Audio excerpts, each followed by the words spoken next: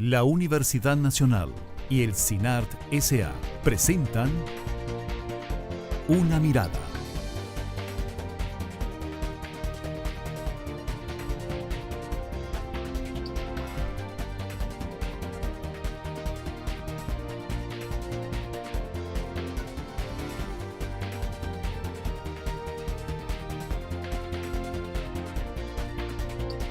Una Mirada.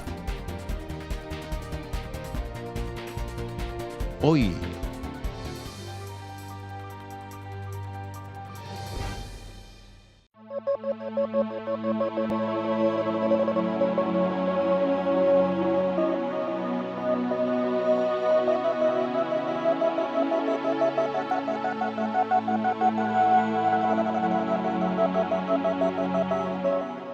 Las áreas de conservación son divisiones administrativas que el Sistema Nacional de Áreas de Conservación, a través del Ministerio del Ambiente y Energía, ha decidido implementar para efectos de gestión de los recursos naturales, áreas protegidas, corredores biológicos y otros esquemas que tienen que ver con la protección de la naturaleza. La diversidad es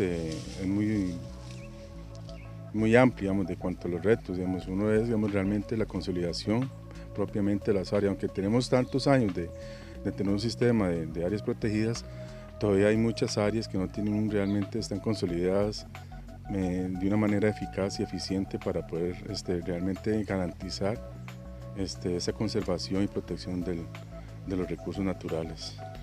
Tenemos que manejarlos también de manera científica. Tenemos que transformar el SINAC de una institución un poco más, digamos, tradicional, administrativa, tipo gobierno, un poco burocrática, procedimientos, a una institución más científica. Tenemos que capacitar personal para que entienda, digamos, qué es el área que está manejando.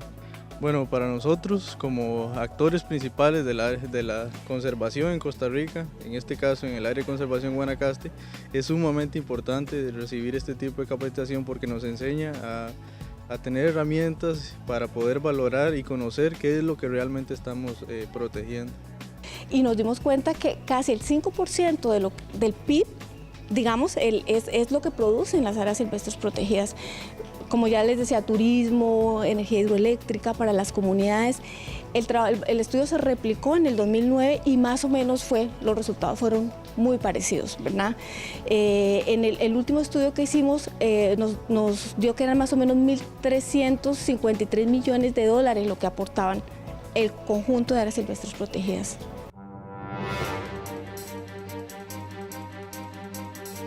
Hola, ¿qué tal? Bienvenidos a una edición más de Una Mirada, el programa de la Universidad Nacional y el CINART S.A.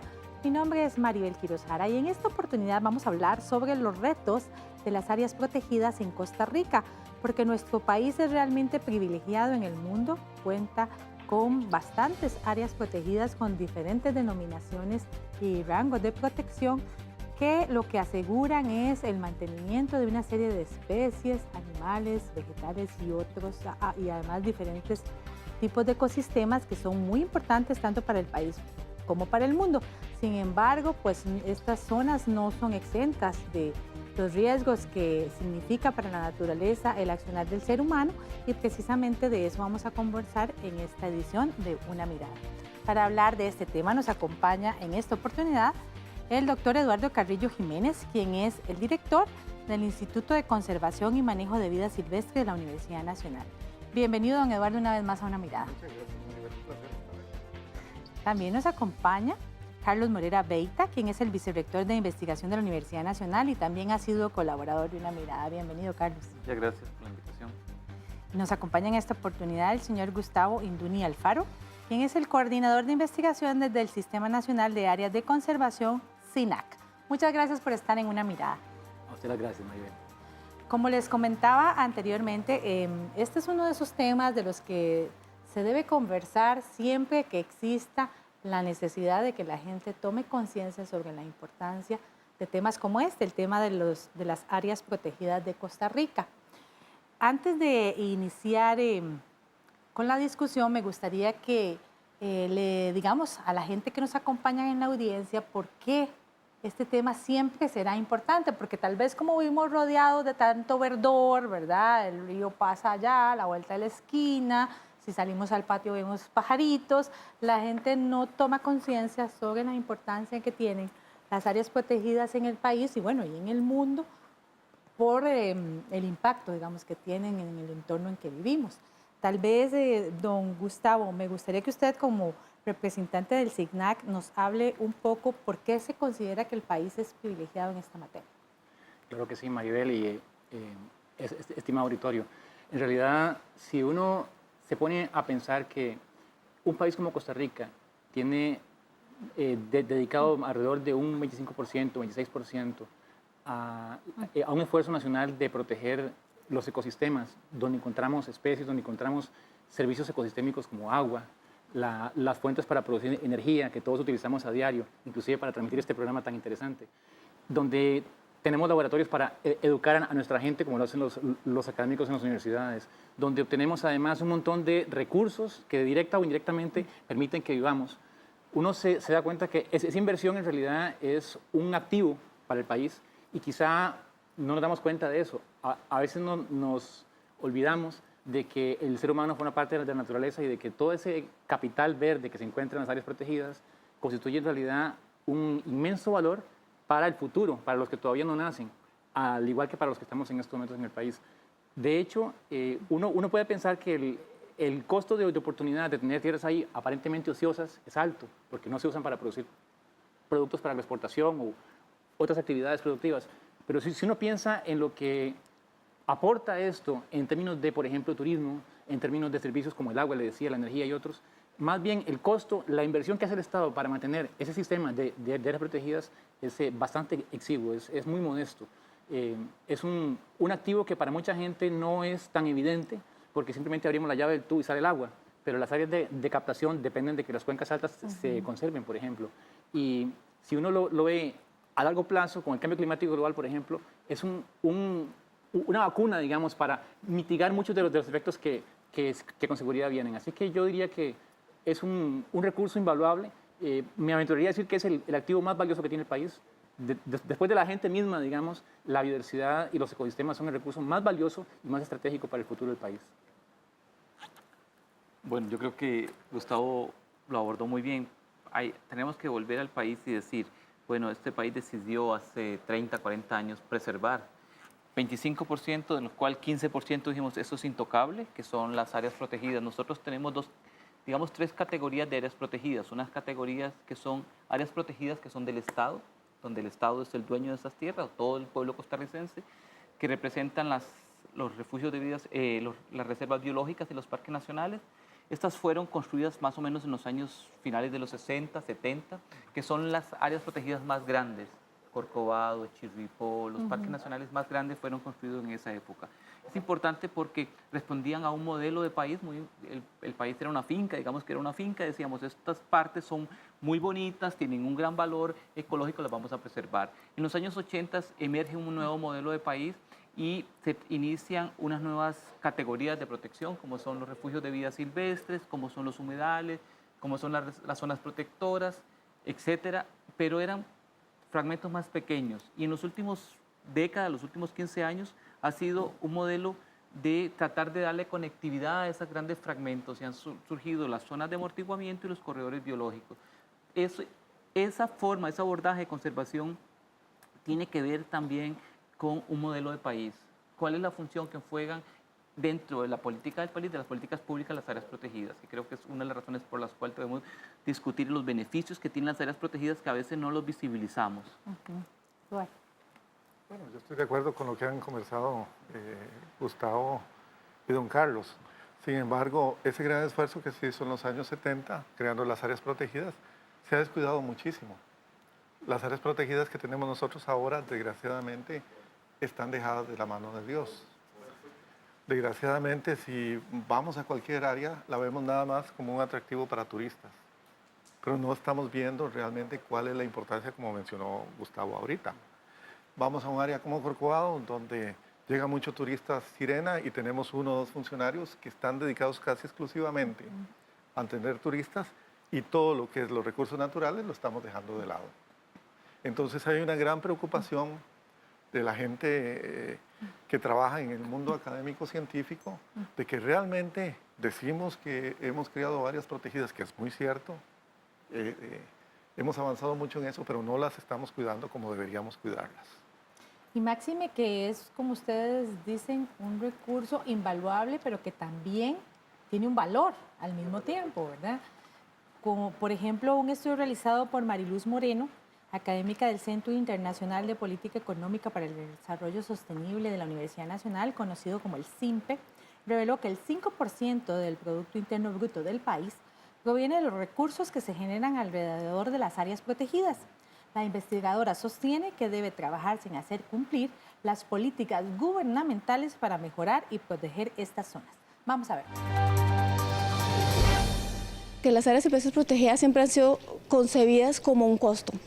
Nosotros iniciamos este trabajo en el 2002 con el que entonces era el ministro, que es don Carlos Manuel Rodríguez, porque él necesitaba justificar que se le diera más presupuesto. Entonces nos dijo, necesito que por favor me colaboren en ver qué es lo que se obtiene en las áreas silvestres protegidas.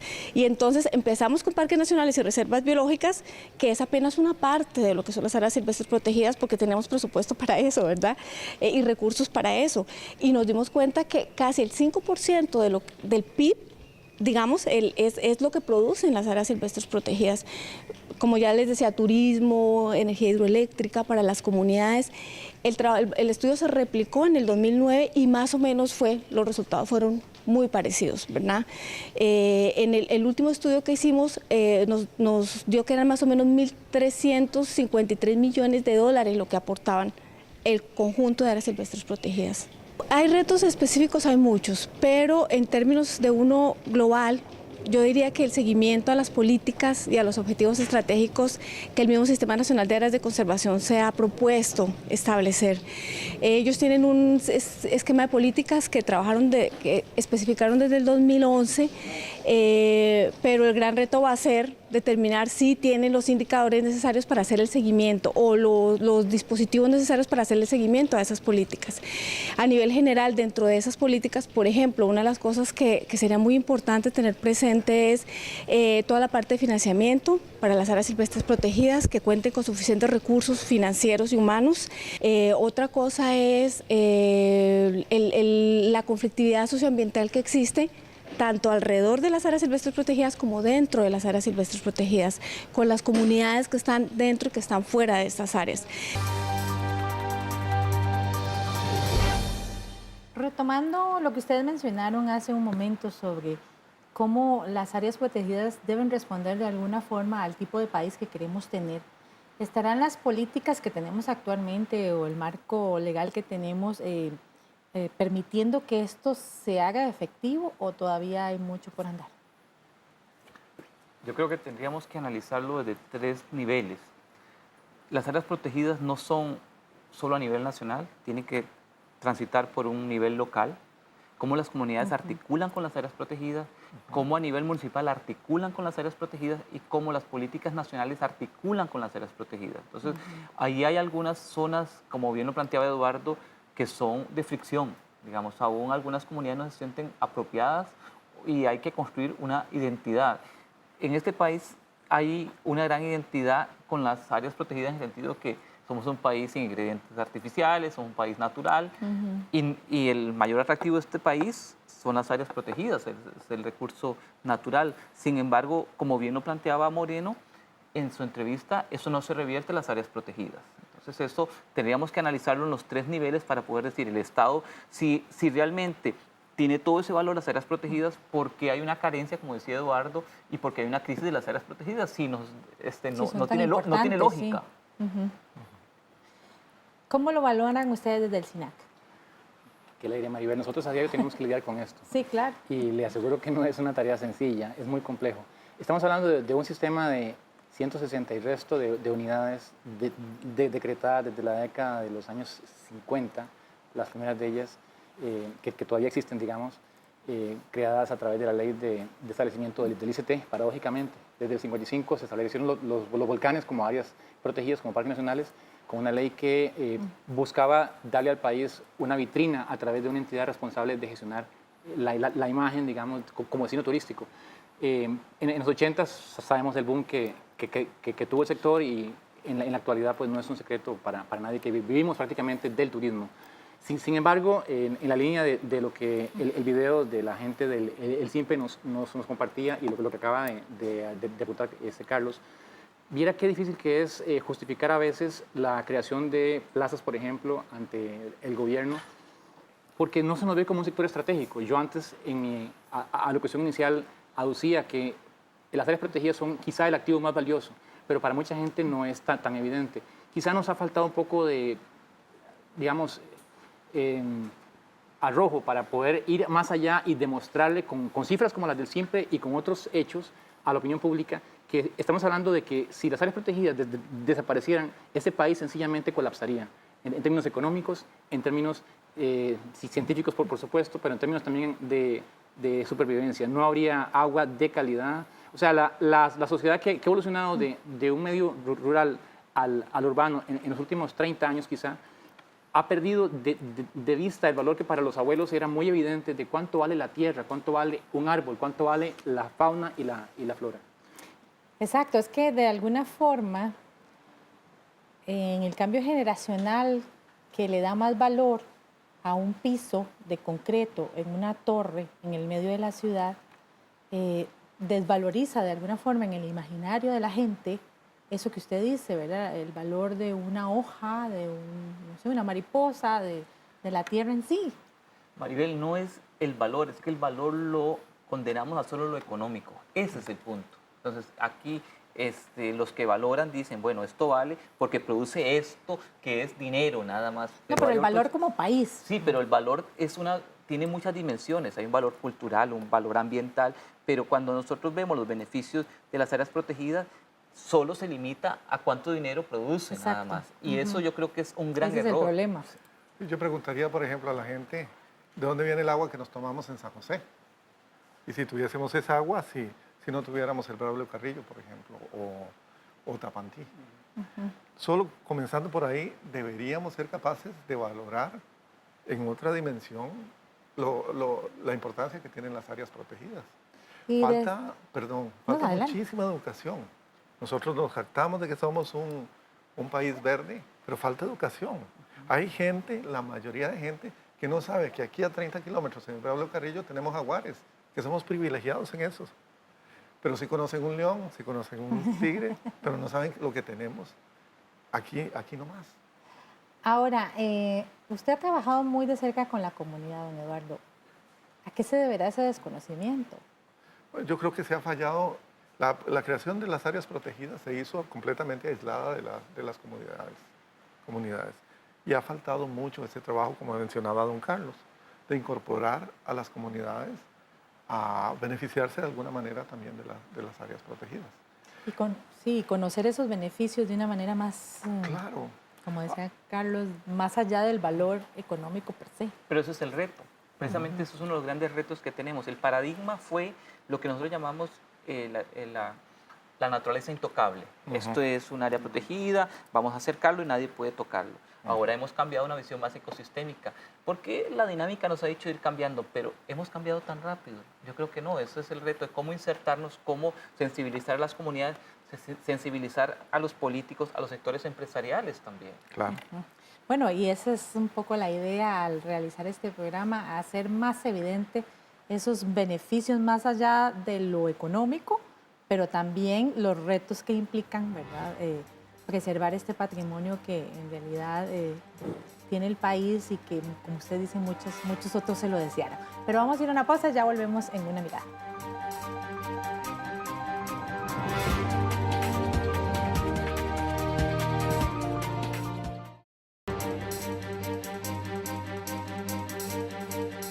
Continúe usted con Una Mirada, el programa de la Universidad Nacional y el CINAR S.A. Hoy con el tema de los retos de las áreas protegidas en Costa Rica. Múltiples son los retos, pero ¿cuál podríamos decir que es el prioritario en este momento? Si existe uno, porque yo me imagino que todos tienen algún grado de importancia que se contraponen entre sí. Yo creo que el principal que estaremos de acuerdo es la parte de presupuesto en este momento. Nos ponemos de acuerdo. La plata. Prioridad 1, el dinero. ¿Qué tan terrible es el tema del presupuesto? Bueno, Realmente hay que reconocer que el presupuesto de la institución ha venido incrementándose sistemáticamente, no es que no se ha invertido en el tema. Lo que pasa es que hay una serie de factores que coinciden, digamos, y de alguna manera hacen que el efecto final de ese incremento sea bastante menor de lo que uno hubiese esperado. Entre ellos está el hecho de que la multiplicidad de funciones que una institución como SINAC, que comprende, para que el auditorio lo tenga claro, la administración de áreas protegidas, la administración del sector y el recurso forestal, y lo mismo del recurso de vida silvestre, más la protección de los sistemas hídricos, todo eso que es bastante complejo para todo el territorio nacional, y ahora con la reforma de la última versión de la ley de vida silvestre, además, competencias en el ámbito marino también, para 1.100 funcionarios más o menos que somos, es bastante difícil. ¿100 para todo el país? 1.100 para todo el país. 1.100 para todo el país. De los cuales alrededor de la mitad más o menos tienen una vinculación directa o indirecta con gestión de áreas protegidas, porque como le digo, la otra mitad tiene que ver con el tema de gestión territorial, participación ciudadana, lidiar con temas administrativos, evidentemente, que toda institución tiene que verlos, en fin. Pero les decía que más o menos, a pesar del aumento en el presupuesto, con lo que tenemos ahora es insuficiente, porque además de que las tareas se han multiplicado, cada vez aparecen nuevos mandatos, digamos, sobre todo de entidades que interpretan, digamos, que SINAC tiene que asumir un rol más protagónico en A o B aspecto, como la Contraloría General de la República. Además de eso, la complejidad misma del manejo del territorio, porque SINAC asume no solamente lo que son las áreas protegidas, sino la gestión de lo que pasa afuera también. Y con esa cantidad de personal y de presupuesto, siempre es insuficiente. Y aunque se ha tratado en reiteradas ocasiones de justificar nuevas plazas para aumentar la capacidad, para reforzar los programas relacionados, por ejemplo, con protección, que es un aspecto medular indudablemente, se nos ha negado por razones diversas, y sí se nos pide que respondamos de alguna manera a todo lo que el Estado tiene que resolver. Entonces, ante esa amplia demanda, esa gran necesidad de ver muchas cosas con pocos recursos, por más que el presupuesto aumente de año a año, realmente no es suficiente. Yo quisiera referirme a esto porque antes se pensaba que gestionar áreas protegidas era solo gestionar el Parque Nacional. Y este modelo cambió. Sabemos que gestionar la área protegida es gestionar el parque y todo lo que está alrededor, porque es una visión sistémica de lo que son. Entonces eso implica, como bien lo planteaba Gustavo, mayores competencias, pero también implica nuevos retos. Por ejemplo, todo lo que tiene que ver con ordenamiento del territorio, como planteaba Gustavo, tiene que ver con planes reguladores. Los planes reguladores no están articulados con las áreas protegidas. Entonces se hacen zonificaciones de planes reguladores donde, digamos, lo que se plantea de zonas de amortiguamiento son 50 metros, 10 metros. No hay, eso es fundamental en este momento. Un país que quiere construir al futuro tiene que planear su territorio, y planear su territorio implica también visibilizar cuál es el rol que tienen en ese espacio las áreas protegidas. Sí, y sobre el tema de fortalecer instituciones como el SINAC, porque habrá múltiples instancias, ¿verdad?, que se tienen que intervenir si vamos a seguir una política país que involucre la mayor asignación de recursos, pero al mismo tiempo una mejor planificación que permita un uso más eficiente. Así como en algún momento decidimos, bueno, vamos a apostar más a tener una fuerza pública más profesional, más capacitada, que tenga mejores ingresos, pues no podemos descuidar a las personas que se encargan de atender estas zonas, que ya de por sí involucran un gran trabajo por sus propias condiciones. Sobre este tema también Una Mirada conversó con el señor Roger Blanco, del Sistema Nacional de Áreas de Conservación, quien con 30 años de experiencia en el área de conservación Guanacaste asegura que esta institución debe evolucionar a ser una entidad más científica y menos administrativa para poder enfrentar los nuevos retos que representa proteger la biodiversidad costarricense. En esta segunda década ya del siglo XXI, los retos que tenemos son muy diferentes a los que tenemos hace 30 años. O sea, hace 30 años podíamos hablar de problemas de fuegos, de fragmentación del hábitat o ecosistema, hablábamos de falta de una estrategia, digamos, ecosistémica para conservar a largo plazo, podíamos hablar de cacería, o sea, digamos como retos más tradicionales, biológicos. ¿Sí? Hoy día los retos son un tanto más diferentes, por cuanto todavía el ambiente a nivel social no está posesionado como se debe. O sea, no se le ha dado la debida atención a la conservación de la biodiversidad a largo plazo. Y áreas protegidas, parques nacionales, reservas, refugios, aunque tengan esas categorías y aunque tengan funcionarios trabajando ahí, no es suficiente para su conservación a largo plazo. Entonces tenemos que hacer todavía áreas, conectar áreas para tener mayor diversidad de ecosistemas conectados y poder permitir la restauración y conservación a largo plazo de bloques grandes. Bueno, tenemos que manejarlos también de manera científica. Tenemos que transformar el SINAC de una institución un poco más, digamos, tradicional, administrativa, tipo gobierno, un poco burocrática, procedimientos, a una institución más científica. Tenemos que capacitar personal para que entienda, digamos, qué es el área que está manejando y poder también modernizar la legislación. Entonces, tiene que haber un híbrido, un mecanismo que nos permita tener la estabilidad del Estado, porque son tierras del Estado para asegurar su conservación a largo plazo, pero también mecanismos financieros y de ejecución de presupuestaria acordes a la temática que estamos manejando. Manejar la conciencia y manejarla con flexibilidad. Y es que en torno al tema de la necesidad también de trabajar en un programa de capacitación real para las personas que trabajan en las áreas de conservación, coincidió el señor Oliver Chazot, quien es director del Centro Científico Tropical, para quien, aunque en Costa Rica el tema de la conservación es muy importante, todavía hay mucho que resolver en materia de capacitación y financiamiento. Tenemos muchísimos retos, algunos son de orden administrativo, otros son de índole financiera, otros tienen que ver con la conservación de la diversidad biológica, de la buena gestión y de la efectiva gestión de las áreas protegidas y tienen que ver con diferentes aristas.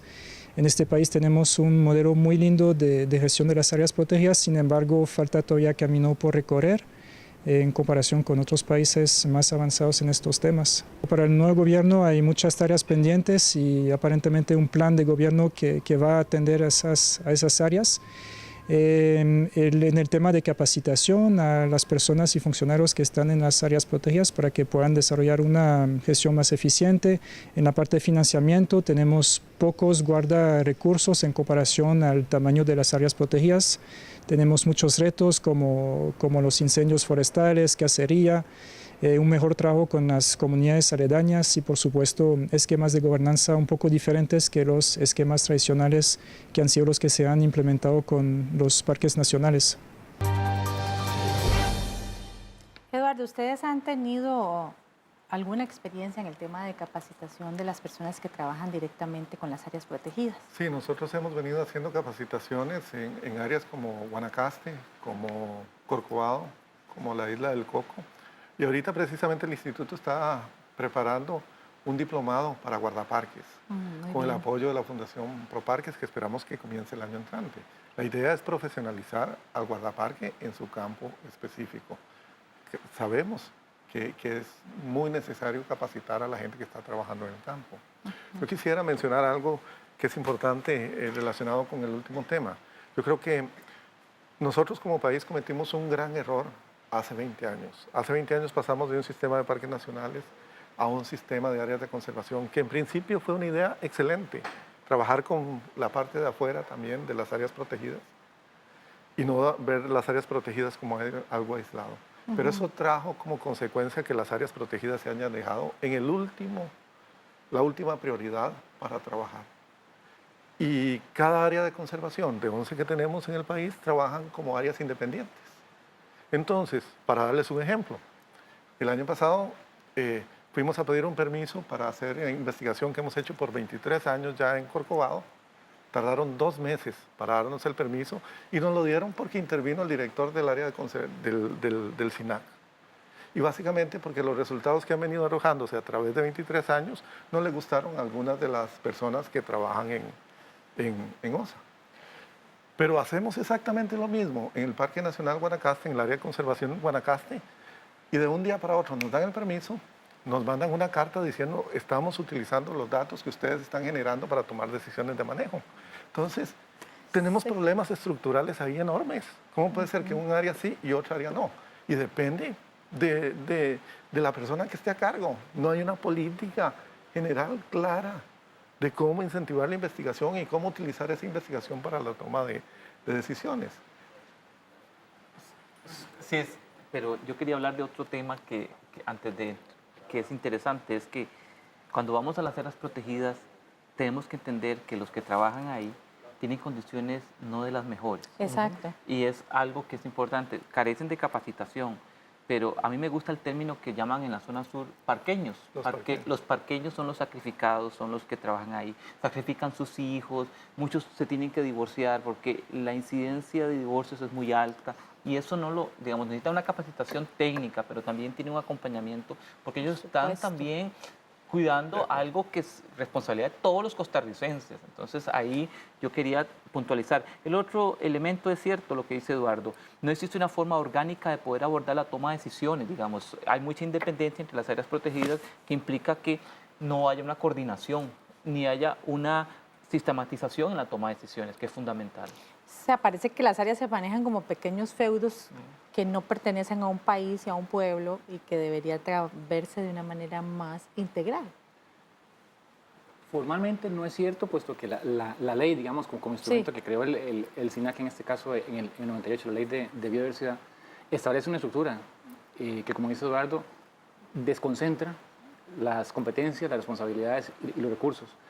Lo que pasa es que del decir al hacer hay una gran diferencia. De la letra de la ley a la realidad hay un proceso de aprendizaje, hay una curva de aprendizaje importante. El SINAC es una institución que tiene en estos momentos 18 años desde que se emitió la ley, y de los 18 años tuvimos 8 años casi paralizados en el proceso de crecimiento institucional y de aprendizaje y de desarrollo por una acción de inconstitucionalidad que en algún momento se interpuso contra algunos artículos de la ley precisamente de biodiversidad, porque se cuestionaba la medida en la que la ley le trasladaba competencias a la sociedad civil y la hacía corresponsable, copartícipe de la gestión, dándole potestades para decidir sobre presupuesto, sobre política pública, en el seno de consejos que estableció la ley tanto a nivel nacional, Consejo Nacional, como consejos regionales y hasta a nivel local, para áreas protegidas, corredores biológicos y otras unidades. Eso finalmente fue resuelto después de casi 8 años de silencio de la sala, de manera que nos dio un banderazo verde para que siguiéramos adelante, pero esos 8 años tienen un costo enorme en términos de que se paralizó un proceso de evolución, y no es sino hasta ahora, recientemente, que estamos haciendo cosas que se debieron haber hecho hace 15 años quizá. Por ejemplo, les comparto que en estos momentos estamos imbuidos en un proceso que busca generar por primera vez en 30 años o 40 años un plan, no para un área protegida, un plan de manejo de área, sino un plan de manejo del sistema, un plan director para el sistema. Es algo que se debe haber hecho hace mucho tiempo, pero por diferentes razones no se levantó la mirada y se vio al horizonte, no solamente ver la realidad de un área y la problemática de un área, sino la problemática del sistema, que tiene que ver con cosas como financiamiento, con cosas como recurso humano, indudablemente, como políticas de manejo, de gestión de conocimiento, de cómo se usa y se promueve la investigación, el monitoreo biológico para poder saber qué está pasando con el recurso, con el tema de participación ciudadana, que es un aspecto transversal medular, educación, que son de conciencia pública. O sea, hay tantos temas, entonces todo eso está en estos momentos en la palestra, está en discusión, en el caldero cocinándose. Esperemos que el guisado al final los que tienen que tomárselo se lo tomen, ¿verdad? Tanto internamente como externamente. Es una propuesta que va a involucrar a muchos actores. Y en cuanto al tema que señala en concreto Eduardo, sí, efectivamente, un resultado de la desconcentración es parte del proceso de ajuste, es la autonomía relativa que tiene cada una de las unidades. Y eso no es algo exclusivo del SINAC. Uno va a los hospitales o a los EVAIS y hay un EVAIS en el que hay un médico que es muy bueno y otro EVAIS que es, mejor no hablo.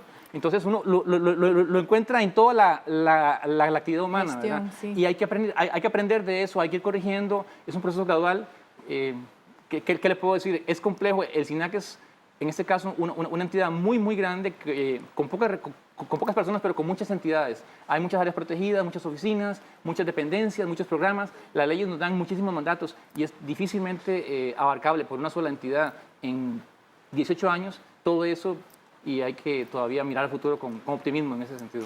Y retomando el dato que nos dio Eduardo, también sería un reto que el tema de la investigación, ¿verdad? Los resultados de la investigación, de los estudios que se hacen por diferentes entidades, en nuestro caso, pues la universidad pública, se ha visto como una forma de mejora y no como una no sé, un arma para evidenciar nuestros errores, porque pues en cosas como estas, en todas las actividades humanas siempre hay una capacidad de mejora, pero en esto, ¿verdad?, el papel de instituciones como la Universidad Nacional y otras que hacen investigación de este tipo, el papel es fundamental porque nos dicen cómo vamos en el camino y más o menos cuál es el mejor sendero y qué nos hace falta para caminarlo mejor.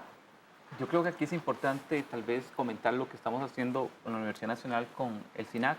Hemos hecho una priorización de algunos temas, un poco que viene de las prioridades que tiene cada área de conservación, bien, un poco capitalizando la experiencia que tenemos en algunos temas nosotros, y hemos construido una agenda común de investigación que permite hacer ese diálogo entre las universidades que generan este conocimiento y la toma de decisiones que tiene y la capacitación también. Entonces, creo que ahí hemos avanzado, especialmente en los últimos 2 años hemos visto una apertura de parte del SINAC al acompañamiento. Ahora, usted mencionó otro tema bien importante, un reto fundamental, que es el tema de la participación ciudadana, la conciencia ciudadana, porque no basta con que veamos a las áreas protegidas como un patrimonio nuestro, de los costarricenses, de la humanidad, pero que lo veamos como algo que yo puedo tomar y mover y hacer y deshacer a gusto y disgusto, sino realmente valorarlo en lo que es. Eduardo, ustedes han trabajado un poco con la comunidad de OSA en ese sentido. Sí, básicamente lo que hemos hecho en OSA es básicamente nosotros generamos datos científicos, conocimiento, y otros grupos dentro de la universidad, en conjunto con el SINAC, con la UNED, se han producido campañas de educación para la gente. Sin embargo, eso no es suficiente tampoco, ¿verdad? Gente como la que vive en OSA necesita alternativas para vivir. Y el turismo es una alternativa por 3, 4 meses. Y el resto del tiempo no tienen en qué trabajar. Entonces ahí es donde tenemos la gente metiéndose a orear dentro del parque, lo que produce, lo que les da de comer durante unos meses es lo que están destruyendo en el resto de los meses. Entonces nos hace falta mucho trabajar con eso. Y yo no creo que sea el SINAC el llamado a cambiar eso. Tenemos que trabajar con otras instituciones del Estado para darle alternativas a la gente de trabajo. Y también trabajar con la educación de la gente. Claro, debe ser ¿Cómo es posible que haya estudiantes de colegio en Puerto Jiménez que nunca hayan ido al Parque Nacional Corcovado? ¿Cómo vamos a hablar de decirles que tienen que conservar un área que no conocen? Me acuerdo que dentro de ese programa de educación ambiental, en Grace Wong tomó un grupo del colegio y lo llevó para allá. Y los chiquillos estaban contentísimos de ver lo que estaba tan cerca de su casa que no conocían. ¿Cómo vamos a hablar nosotros de conservar? Y conservar entendiendo, utilizar también, cuando la gente que tenemos, nuestra gente no conoce lo que tenemos. ¿Para qué conservamos? Es la pregunta que queremos hacernos todos. Cuando uno le pregunta esto a los campesinos y algunas comunidades, dicen, conservamos para que vengan otros, hacemos un área protegida, qué linda área protegida. Entonces, ¿quiénes van a Corcovado? Los que pueden pagar, que tienen un nivel social, y los que viven en esas comunidades, que han hecho todo el sacrificio para tener eso, no participan. Sí, se ve como un privilegio para otros. Sí. Y bueno, es algo que tenés en tu patio. Y traigo lo de Corcovado ahorita, un ejemplo también. Se puso una norma que ahora la gente solo puede entrar con un guía. Sí. O sea, los extranjeros pueden pagar un guía. Y yo entiendo que la gente se puede perder y todo. Pero hay otras medidas. Los nacionales van a pagar un guía para entrar. Esas son las contradicciones, ¿verdad? La gente, nosotros, los ticos, a veces nos sentimos como extranjeros en las áreas protegidas. Y si no valoramos, si no sentimos que es nuestro, nunca vamos a luchar por protegerlo. Claro.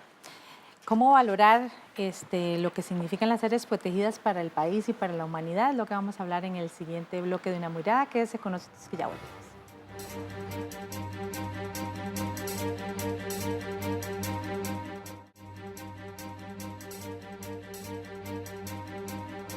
Regresa usted a Una Mirada, el programa de la Universidad Nacional y el SINAR S.A., hoy con el tema del reto que tienen las áreas protegidas de Costa Rica, áreas que son ricas en una gran biodiversidad que ha sido estudiada por diferentes entidades. Una de ellas es el Instituto Internacional en Conservación y Manejo de Vida Silvestre de la Universidad Nacional, el ICONVIS, que realizó un arduo proceso de capacitación de guardaparques del área de conservación de Guanacaste con el objetivo de mejorar el sistema de monitoreo y la protección de las especies en peligro de extinción. Vamos a ver el video. Bueno, para nosotros como actores principales de la conservación en Costa Rica, en este caso en el área de conservación Guanacaste, es sumamente importante recibir este tipo de capacitación porque nos enseña a tener herramientas para poder valorar y conocer qué es lo que realmente estamos protegiendo. Bueno, esto desde el año 2011 comenzó este proceso, esperamos continuar con el ICOMBIS y con la Universidad Nacional y seguir con este proceso monitoreando todos los meses para acumular más datos y así tener más respaldo para cualquier tipo de decisión a nivel del área. Para nadie es un secreto, Guanacaste hace mucho tiempo eran fincas ganaderas. El parque en sí, la mayoría fueron fincas para producción de ganado, para lo que es carne y algunas que son lecheras, ¿verdad? Nos sirve por lo menos para tener una identificación cuánto se ha desarrollado el bosque, cuánto ha durado, qué especies nuevas, qué especies hace mucho tiempo no podemos observar y poderlas implementar en una forma de cada día crear viveros y seguir desarrollando. Valorar y conocer. ¿Cómo logramos que nuestra población realmente pueda conjugar estos dos aspectos y que se traduzca en políticas que respondan realmente a las necesidades de nuestras áreas de conservación? Valorar y conocer, bueno, no se puede valorar lo que no se conoce y no se puede conocer aquello que no se ha vivido. Así es. Realmente la vivencialidad y la experiencia personal son irreemplazables. De hecho, ya los pedagogos de hace muchos años lo han establecido claramente. El método constructivista, el de aprender haciendo y viviendo las cosas, es el que más réditos da a largo plazo. A mí pueden contarme el cuento de la importancia de las áreas protegidas y darme estadísticas y todo eso, pero si yo vivo en un apartamento, en un condominio, en San José o en Escazú, en algún lado por acá, mata plástica. Exactamente, con un perrito por ahí, que es lo más parecido a la naturaleza, que hay que sacarlo a dar la vuelta al parque urbano, no voy a tener una idea ni remotamente lejana a lo que es realmente estar en contacto con la naturaleza y entender además que eso que está ahí, como lo decía antes, redunda finalmente en beneficios tangibles. O sea, estoy hablando de que la fauna no solamente es bonita per se, que lo es desde luego, sino que cumple una función ecológica. Por ejemplo, en el caso de los felinos concretamente, que estamos hablando ahorita, son depredadores que cumplen un rol ecológico importante. Ellos controlan las poblaciones de los herbívoros. Hay estudios claros en donde se ha defaunado, digamos, un bosque, no en este país, en otros países, en México, por ejemplo, estudios ya tradicionales, y la supresión de los grandes depredadores ha dado como resultado que los herbívoros se disparan. Lo mismo se ha documentado con sistemas, por ejemplo, marinos, en arrecifes igual. Yo elimino los depredadores como los tiburones, entonces los menores comienzan a aumentar. Eso hace que los recursos vegetales sean eliminados. Se transforma la estructura del bosque. Entonces el bosque deja de tener la capacidad que tenía antes para darme agua, semillas, frutos, fibra, muchas cosas, turismo también, por supuesto. Se trata de un tema de comprender la complejidad de la materia con la que estamos, en este caso, digamos, entre manos. Un ecosistema es muy complejo, más en el trópico, donde somos altamente diversos o biodiversos, y entonces cada elemento cuenta mucho. Por ejemplo, uno puede pensar que un insecto es insignificante, pero si uno piensa que los insectos son los que hacen que los cultivos como el melón sean viables por la polinización, que es un fenómeno que en estos momentos a nivel mundial está en estudio porque es una debacle, están cayendo las poblaciones de polinizadores, insectitos insignificantes como las abejas, bueno, son altamente importantes y pérdidas cuantiosas millonarias son resultados de la acción humana irresponsable e inconsciente quizá del valor que tiene cada una de las piezas en el rompecabezas. Entonces, para que la gente pueda valorar, pueda conocer, yo diría que hay que ponerla en contacto con la naturaleza. El ser humano ha perdido su contacto con sus raíces. La educación tiene que ser remozada. Yo diría que el Ministerio de Educación, que es el ente, digamos, en este caso con la Rectoría en esta materia, debería considerar estrategias más agresivas, más vivenciales, para poner a la gente en el centro de la naturaleza y no en la periferia.